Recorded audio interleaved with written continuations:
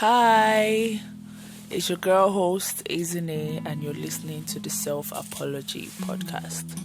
Today officially marks the start of this podcast channel, and although on record though, this is like the second episode, but this is like the first official episode, and today's topic is going to be on vulnerability. And yeah, I remember in my introductions, I said it was mostly going to be a solo podcast. But surprisingly, I have a friend here with me today. Dare, can you introduce yourself, please?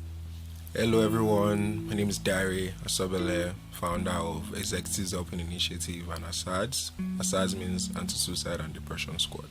And I'm happy to be here with my friend, Izine. Yeah, so like anytime I hear Asads, it makes me feel like, I'm an actual suicide squad, but like superheroes against mental health. Yes, which is like a very good vibe. Yeah. I guess so.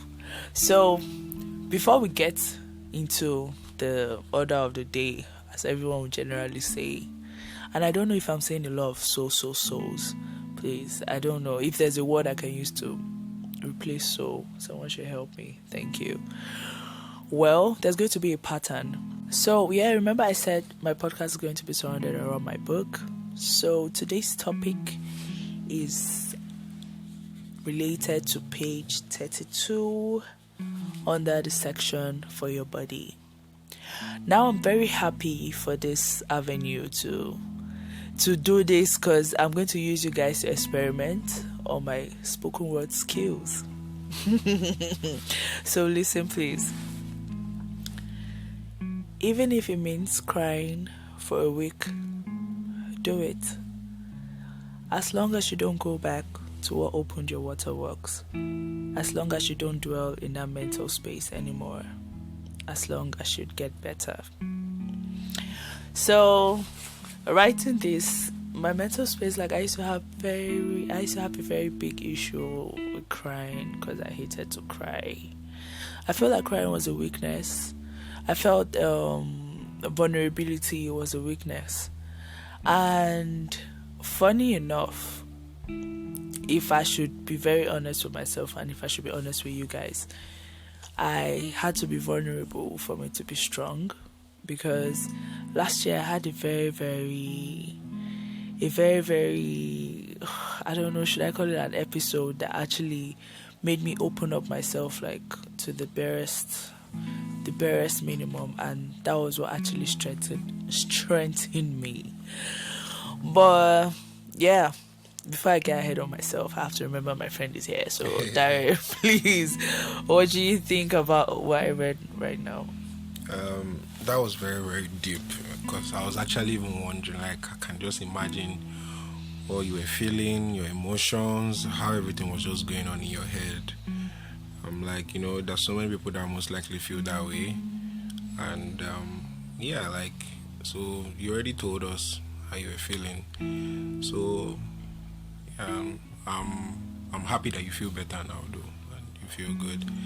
But then vulnerability is just very, very powerful. Like just emptying yourself and expressing yourself, and knowing that you can just say whatever it is you want to say, and no one is going to make you feel bad or anything like that.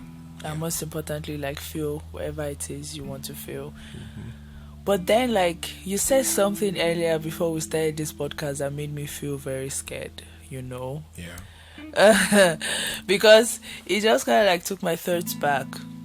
So, like I always say, we're all humans, so we're always bound to forget things. Mm-hmm. And the healing process never ends, because it's like continuous. You always have to keep reminding yourself of the things that you need to do, the right things. You have to remind yourself of how, like, the right things to feed your mind, the right things to do, the right circle to keep. And my doctor was telling me, like, I have to be careful about the circle of friends I keep and the spaces I find myself in. And there was something he said that really made me scared, which kind of like made me more scared when you said that earlier on. So he goes like, he has seen a lot of people that have healed or recovered in quotes from depression and like other anxiety issues, but then that's like the fear of relapse is there, because relapse is almost like a respecter of no one. It creeps in like you'd never know. So how would you say, like, in relation to what you told me earlier today? All right. So I agree with him in terms of you need to be careful about, your space, those that are around you. Because oftentimes if you're around people that remind you of your sadness, that brokenness, or some of the things that you've already let go, the chances of you going back into that state is very, very high. So you need to be able to detach. Now, regarding what I said, it was about the pastor that committed suicide. And he had already spoken about how he felt, spoken about his depression, but yet he still didn't feel fulfilled. He felt this vacuum and hole, and then still ended up killing himself. And the question now is, how can one really feel vulnerable?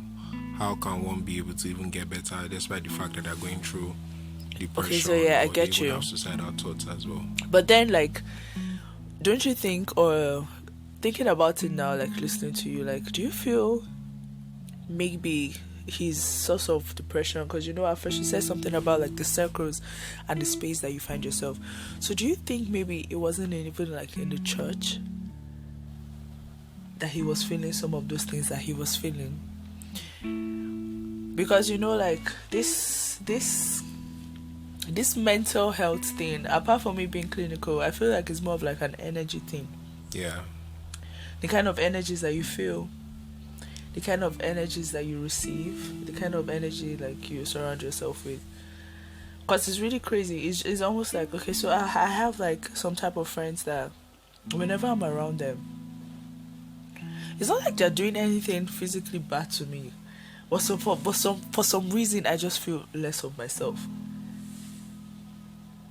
It might be an esteem issue, God knows. I'm just being honest here. I do not know. But for the fact that anytime you're around some people and then you just always feel triggered, like, what do you think about something like that? I don't know. I think it's common. And then one thing I keep saying, and I'm also going to say it to you and anyone listening, is your feelings and emotions are valid. You are allowed to feel this way, but then the question is what you do with them and what steps you take after expressing your feelings and emotions. So now the thing now is, looking at vulnerability, you need to be careful about who you are talking to. Some people are just interested in just knowing that you're still in trouble or you're still going through shit. They don't really care. They just want to know that, okay, yeah, she's still in that space. And, so, but then you need to be able to fight for yourself. That's why I agree with your therapist that said, you know what, like, you need to be careful of your space. If you're in the space whereby the energies are up, you're motivated, people are pushing you, people are trying to make you become a better version of yourself, that really helps your growth. That helps your mental health, because you are putting yourself in this space that recovery is possible. But if you keep staying in this space whereby you keep feeling down, you don't even love yourself, like, it affects you, and it's like you're taking a setback from recovery, and you don't want to do that. You do not want to do that. You don't want to, because being in that space like kills creativity. Like, imagine if you were still in that state, we wouldn't even be doing this right now. For real. But then, like, this thing you're just saying now, it's not like, as you say, I'm just like thinking far about like spaces and then like the energies. Yeah. Because I'm really still thinking about the pastor. Like, it's just mind blowing. You get me? Yeah. Because it's almost like I'm here. Although it's very sensitive, but please don't be scared. But like, it's just like I'm here now and we're doing this, and then a couple of months you guys hear like, oh, isn't it killed herself? Like, what the fuck? I thought you said embrace you, heal yourself, heal your mind, this, that. Because that's what it's like. Yeah. Oh, I'm depressed, mental health. Because I'm sure he was definitely preaching against mental health, and then at the end of the day, the same thing you're preaching about, you did not practice it. So that's like a very tough one. Yeah, but another thing I was talking about, I'm also looking at, is being a pastor of a church. I'm equating it to being a leader.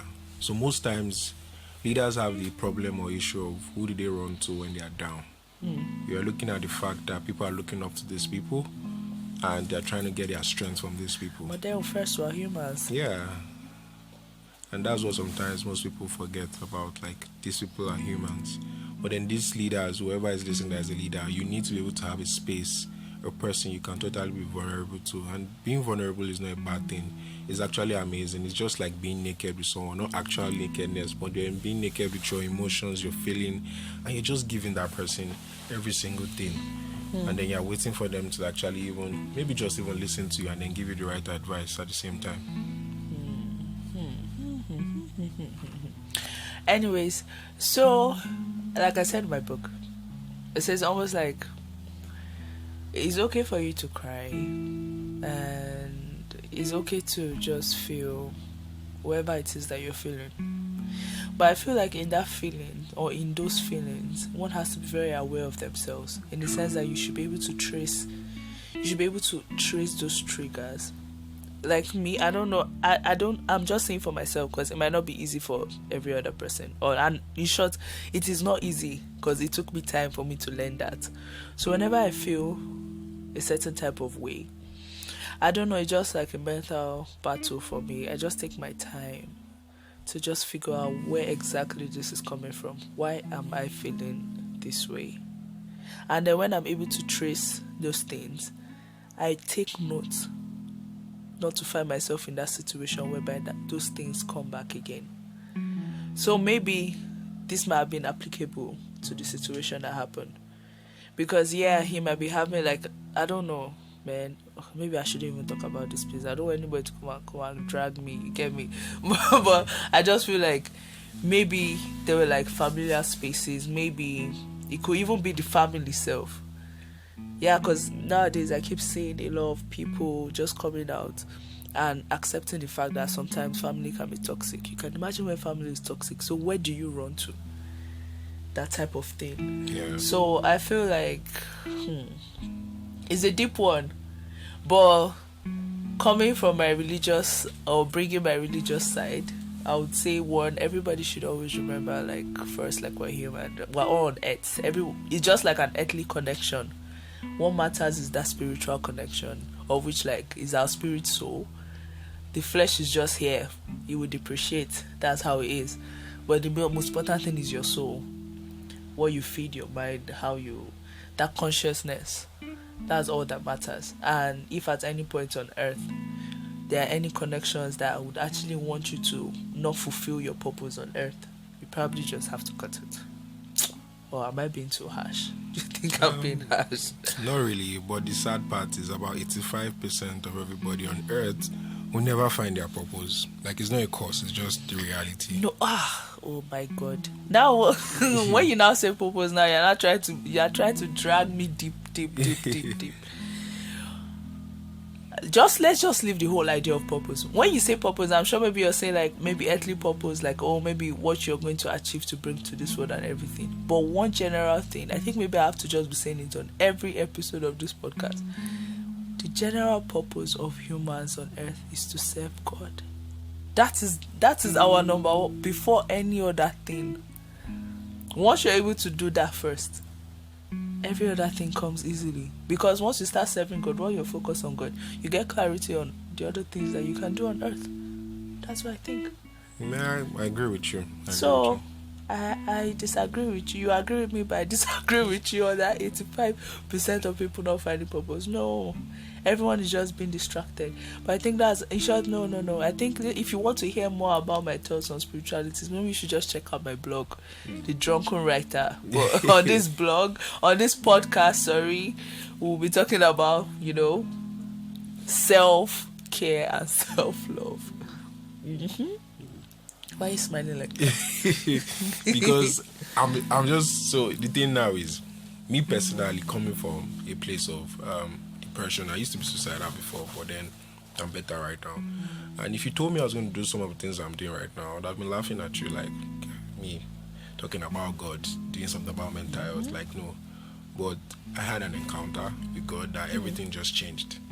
And I've seen so many people, and I do things differently, that I find things easy for me that others find difficult.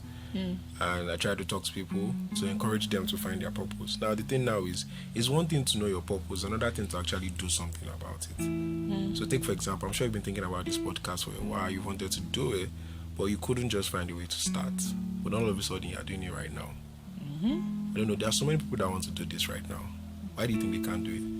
It's just because, so if you are being, the greater the assignment, the greater the distraction, also the greater the assistance as well. Mad. But you just have to just find a way to just start.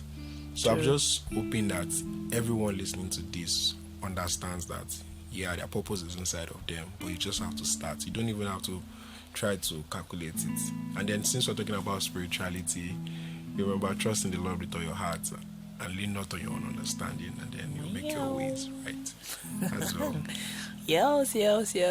But okay, so I think we are actually at the end of today's conversation. But one important thing that we might have to just take from here is vulnerability is key. Yeah. And personally, our advice, although this is with all due respect to everyone's religion, because I don't think it's just Christians that will have to listen to this. So whatever it is that you believe in, I think faith is very strong. Faith is a very strong thing. So whatever it is that you believe in, I think you should first of all be vulnerable to your source of faith. Before you start trusting in humans, because to be very honest, it's hard though. It's hard. The battle of this flesh is hard. And it's very, very difficult to find someone you can just be unapologetically yourself with. Me, yes, I got help, but I think I healed better, introspectively, because it was almost vulnerable. When I was very sad, I used to cry. I used to God, please just be my friend. You get me? I was just tired. I wanted to sleep forever. And it's not as if God became my friend. I'm not trying to give you guys any bobo gist or one miracle happened or something, but with time. And now you can see day by day, I'm just enjoying the whole vibe, and I'm just flowing with it. It's just coming naturally. So yes, whatever it is, please guys, just embrace it. And for mental health, because I know a lot of you guys just like to hide, virtual living is sweet.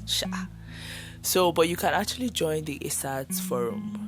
If you do not want to be seen, you can turn off, you can change your profile picture, no picture, you can even get a new SIM and get it just for the WhatsApp talk. Yes, it's true. Hey, I won't lie, you. This is me. I used to be one of the most secretive persons, so I know how to do all this, So that's the thing. It's not easy to just accept the fact that, this is what it is. True.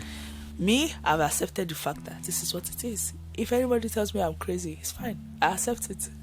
I like it like that. You get me? So if you're still in that space of just trying to understand yourself, come out. Please, Asads is at least, I can't guarantee you. This is me giving you my assurance. Asads is a safe space. And I'll be putting their social media handle on the description of this podcast and on our social media too. Do you have any closing notes, or how do they used to do all this podcasting? Closing notes. So first of all, thank you very much, Ezine, for doing this. And I just want to just talk to anyone listening that might be depressed or suicidal to just know that your feelings and emotions are actually valid, and then you have nothing to lose. Just try and see how you can reach out to us at Asads, and most importantly, tell other people about what it is that you just heard right now. It's so easy to feel vulnerable with the wrong people, but at the same time, you need to do it right. You need to know the people you can feel vulnerable with. And another important thing is actually you understanding that something is wrong. Just like Ezine said, understanding that, see, I'm not getting it right. I'm going through this. I need to get help. I need to feel okay.